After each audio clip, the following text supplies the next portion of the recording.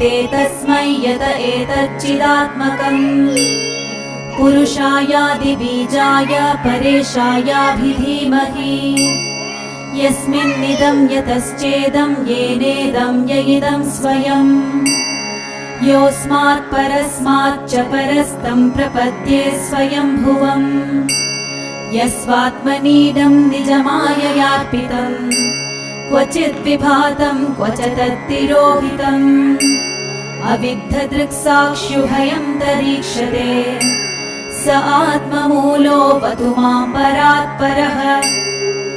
कालेन पञ्चत्वमितेषु कृत्स्नशो